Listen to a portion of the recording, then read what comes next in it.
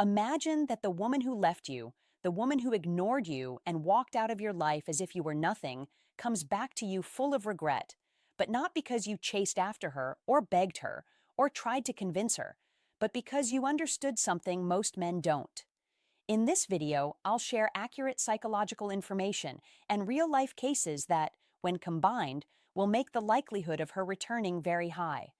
But pay close attention because there's a fifth and final piece of information that's the most important of all. If you don't apply this last point, even if all the other conditions are met, this woman will never come back.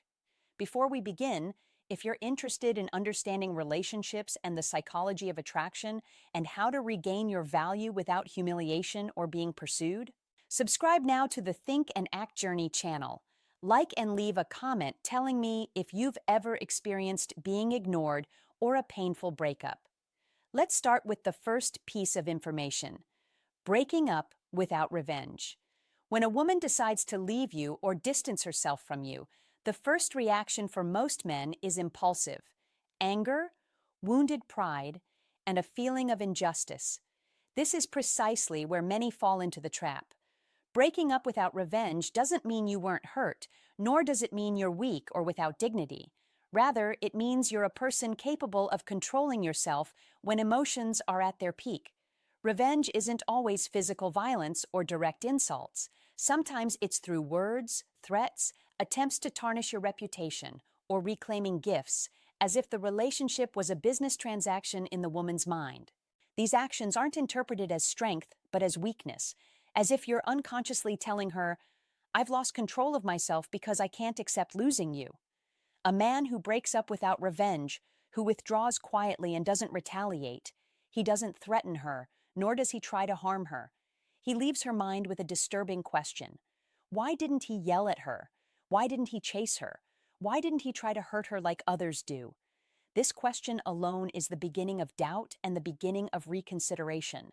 Even if you make a small mistake and apologize for it just once, without a long explanation, without begging or humiliation, you maintain your image as a mature man. Repeated apologies turn regret into weakness, and weakness doesn't bring a woman back. It pushes her further away. When you don't seek revenge, you're not protecting her, but rather your image in her mind. And this image is the first building block in the possibility of her returning. The second point: emotional decisions.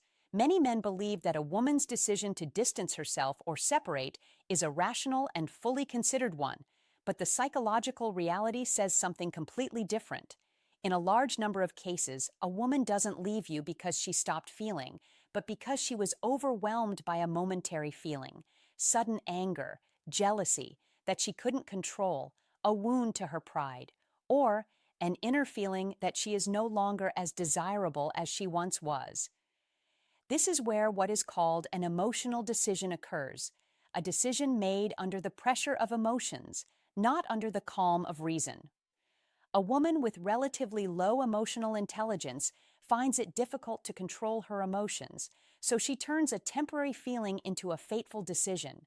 She withdraws, she attends, she ignores, and then she thinks that this decision will bring her peace, but in reality, it doesn't. The problem is that most men, when faced with an emotional decision from a woman, respond with even greater emotion. Long messages, attempts to explain, persistence, and repeated calls. This is where the mistake lies, because when you pursue a woman who has made a decision while she is angry, you are not calming her anger, but rather confirming to her that she was right to withdraw. Intelligent silence at this stage is not punishment, but rather space, a space where her emotions can calm down and she can begin to review what happened without pressure from you. After the emotion subsides, the mind begins to ask questions. Was I hasty? Did I overreact? Did he deserve all this? And here, if you haven't already, your image is ruined. By chasing or begging, the door remains open. An impulsive decision doesn't last long, but your actions afterward determine whether it will turn into a permanent break or silent regret. The third piece of information: silent surveillance. When you disappear from the life of a woman who left you, don't automatically assume she's forgotten you.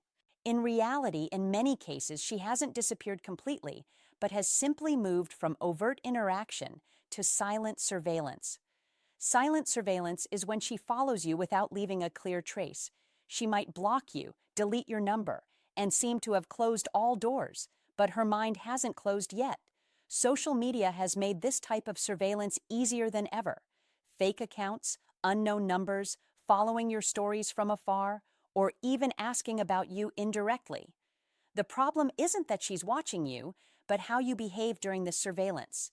Many men fall into a fatal mistake. They broadcast their sadness, their disappointments, and veiled messages full of drama. Psychologically, this doesn't evoke longing. It sends only one message: I'm still stuck there. When a woman watches you, she's searching for an answer to an internal question. Has he changed? Was he affected? Did he collapse? Or has he moved on? Calm, ordinary, positive posts, without exaggeration, give a strong impression that you haven't broken down, haven't begged, and haven't frozen at the moment of departure.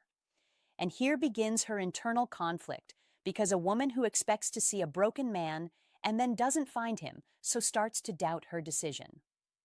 Silent observation isn't love, and sometimes it's meddling. But in both cases, it means one thing: you're still present in her mind. Your role here isn't to show off, nor to seek revenge, nor to send indirect messages, but simply to live your life as if you're not being watched.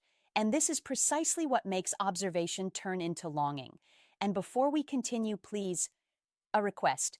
Don't forget to press the like button now as a simple form of support for the Journey of Thought channel, so we can continue to uncover these facts as they are, without embellishment or masks. The fourth piece of information: was she with you for who you were or for what you offered?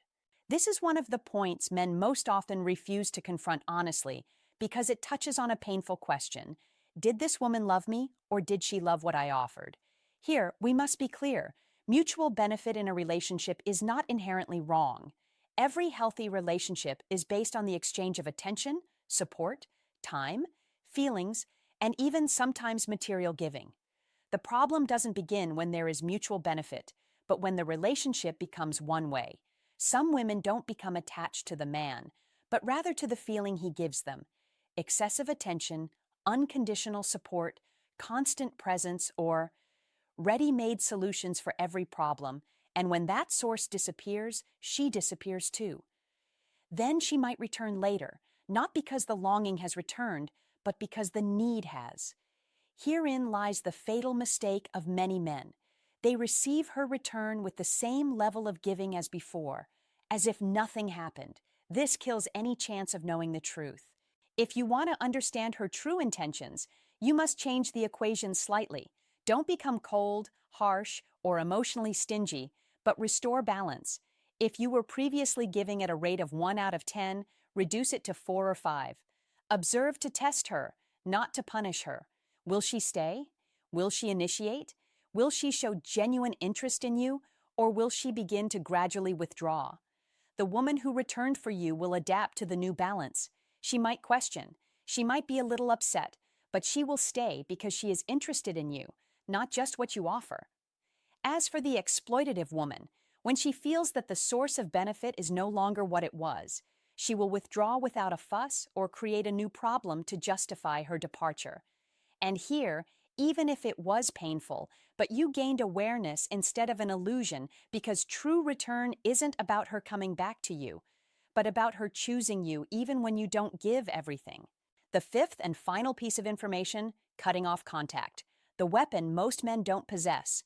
Everything we talked about before, separation without revenge, the emotional decision, silent observation, and the corresponding benefit, all this information loses its value if this final point, cutting off contact, isn't achieved.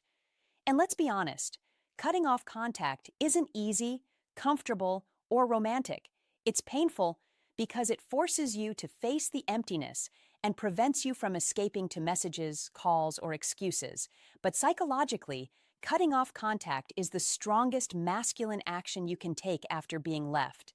When you stop pursuing, stop asking, stop trying to understand and convince, two dangerous psychological states occur in a woman's mind. The first psychological state is that she reevaluates you as a man. A man who doesn't break down, doesn't beg, and doesn't cling is seen as someone mature and strong internally, capable of living without unhealthy attachment, even if she previously assumed you were guaranteed. Cutting off contact shatters this notion, and the idea of guarantee is the number one enemy of attraction. The second psychological state creates mystery. The human mind hates emptiness, and when you suddenly disappear without explanation, without messages, without attempts to return, the mind begins to fill this void with questions. Has she moved on? Has she forgotten me? Has she met another woman? Was I not as influential as I thought? Here, absence transforms into curiosity, curiosity into repetitive thinking, and repetitive thinking into silent attachment. Many men believe that cutting off contact is punishment for a woman, but the truth is that it's a reset of values. You're not punishing her, testing her, or trying to manipulate her. You're simply saying, without words, I value myself enough to stop. How do you know she's watching you out of love, not curiosity? The sign is always in the indirect initiative, removing the block, a light interaction, a passing question, a simple pretext for communication. Silent observation without any sign often indicates curiosity or an unresolved internal conflict, especially in a woman with high pride. In both cases, you win, because if you resume pursuing her, you restore her sense of control. But if she remains steadfast in cutting off contact, you defeat her pride and negate the idea that you can't live without her. The most important truth to understand is that a woman doesn't return simply because she missed you, but because she felt you were no longer secure. At this point, she will either return to you with respect or never return at all. In both cases, you haven't lost. You've reclaimed yourself.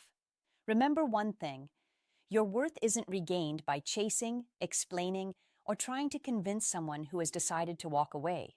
Your worth is regained when you know when to stop, when to be silent, and when to choose yourself without fuss. If you find anything in this that resonates with an experience you've had or an idea that has changed your perspective on relationships, then your support by clicking the like button makes a real difference.